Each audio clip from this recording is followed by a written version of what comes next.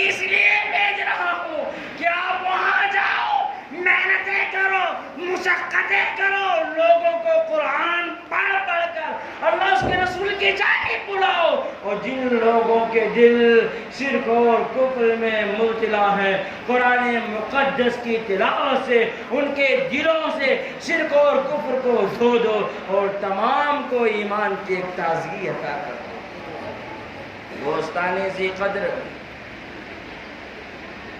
حضور حافظ ملت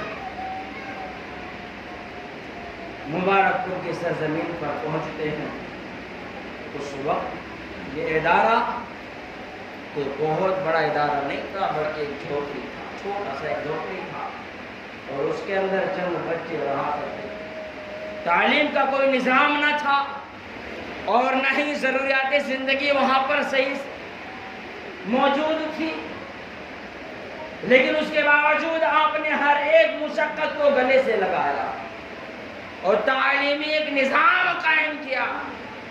اور بچوں کے اندر ایک بہترین انداز میں تعلیم دینے کا سلسلہ شروع کیا۔ اب جب بچوں نے ایک نیا طریقہ اور علم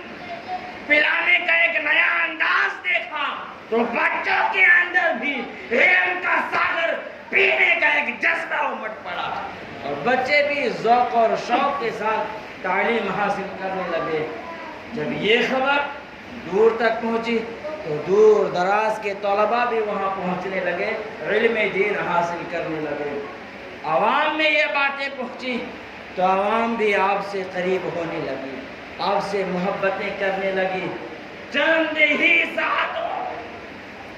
آپ نے وہ مقام پا لیا، وہ درجہ پا لیا، وہ شہرت پا لی جو صدیوں محنت کرنے کے بعد بھی لوگ نہیں پایا کرتے تھے۔ جو وہاں پہ منافقین تھے ان کو چڑ ہو گئی، جلن ہو گئی، تو ان لوگوں نے آپ کے راہوں میں کانٹے ڈالنا شروع کر دیا، آپ کو پریشان کرنا شروع کر دیا۔ لیکن یہ حضور حافظ ملت کی ذات ہے پیارے، ہر ایک کانٹے کو سائڈ اٹھا کر رکھتے چلے جاتے ہیں، ہر ایک مشقت کو اٹھا کر سائڈ میں رکھتے چلے جاتے ہیں، اللہ اس کے رسول کے نام پر اپنے قدم کو آگے بڑھاتے چلے جاتے ہیں، اور لوگوں میں ایمان کی ایک تازگی ڈالتے چلے جاتے ہیں، لوگوں کے دلوں پر اسلام کا پرچم پھیلاتے چلے جاتے ہیں۔ یہ حضور حافظ ملت کی ذات ہے پیارے، جو آج مبارک پور کی سرزمین پر سب سے اعلیٰ پوزیشن پر اسلام کا پرچم لہرا رہا ہے۔ دوستان ذی قدر، جب کفار و مشرکین نے دیکھا، منافقوں نے دیکھا کہ اس طرح سے آپ آگے بڑھ رہے ہیں، تو ان لوگوں نے باضابطہ آپ کو روکنے کی کوششیں کی اور بار بار آپ کے بارگاہ میں سوال پیش کرتے۔ ایک بار تو ایسا ہوا کہ ان لوگوں نے آپ کو مناظرے کے لیے بلایا، اور آپ جو ہے مناظرے کے لیے پہنچ جاتے ہیں۔ وہ مناظرہ اتنا لمبا چوڑا ہوتا ہے کہ مورخین کہتے ہیں کہ تقریباً 4.5 مہینے تک کے وہ جو ہے مناظرہ چلتا ہی رہتا ہے، اور اہل مبارک پور کے لوگ آپ کے علم کا جوہر دیکھتے رہتے ہیں۔ آخر کار لوگوں کو یقین ہو گیا کہ اللہ تعالیٰ نے ہمارے درمیان، ہمارے گاؤں میں، ہمارے علاقے میں کسی عام بندے کو نہیں بھیجا ہے، بلکہ حضور حافظ ملت کی شکل و صورت میں ایک رہنما بنا کر بھیجا ہے۔ دوستان ذی قدر، یہ حضور حافظ ملت کی ذات ہے، اور صبح سے لے کے دوپہر تک اور پھر جو وقت بچتا تھا آپ جو ہے بچوں کی تعلیم پر قربان کر دیتے تھے۔ رات میں اگر کچھ وقت ملتا تھا، یہ آپ کی ذات ہے کہ لالٹین ہاتھ میں لے کر گاؤں اور علاقوں کے جانب نکل جایا کرتے تھے۔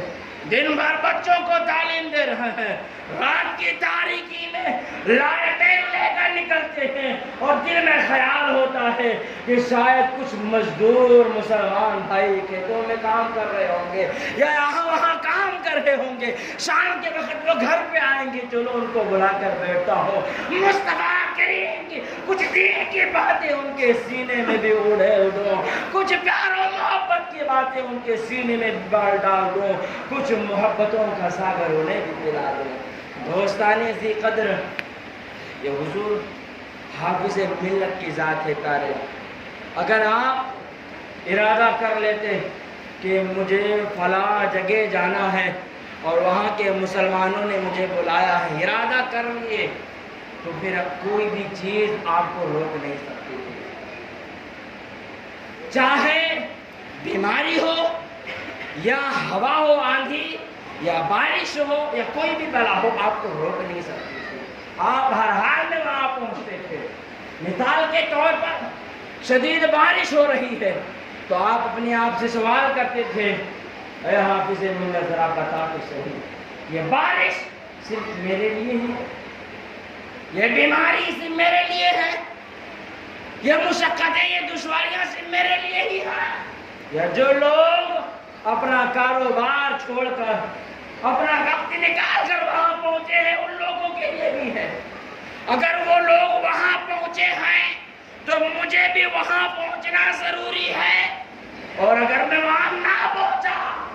تو ہو سکتا ہے کل بروز قیامت وہ گاؤں کھیڑوں کے مسلمان میرے دامن کو پکڑ کے مچل جائے اور کہنے لگے، حافظ ملت ہم نے تو اپنے ایمان و عقیدے کی سلامتی کے لیے آپ کو پکارا تھا، ہم نے جو ہے ایمان کی تازگی کے لیے آپ کو پکارا تھا، اور آپ بارش کا بہانہ بنا کر ہمارے علاقے میں تشریف نہیں لائے تھے۔ ہو سکتا ہے کوئی مسلمان میرا دامن پکڑ کر مچل جائے اور مجھ سے کہنے لگے کہ آپ کی وجہ سے میرا ایمان و عقیدہ غارت ہوا ہے، تو میں جواب نہ دے سکوں گا۔ اس لیے حضور حافظ ملت اپنے آپ کو ہر حال میں وہاں پر موجود کیا کرتے تھے، ہر حال میں پہنچتے تھے، چاہے بیماری ہو کچھ بھی ہو، آپ وہاں پہنچتے تھے تو برابر وقت دیتے تھے، اور گھنٹہ 2 گھنٹہ آپ تقریر بھی کرتے تھے، اور تقریر میں لفاظی بازی نہیں ہوتی تھی، بلکہ ایک ایک شبد دلوں کے میل کو پلٹ دینے کے لیے کافی ہوتے تھے، اور آپ کی تقریروں میں لوگوں کا مجمع ہوا کرتا تھا۔ اللہ نے آپ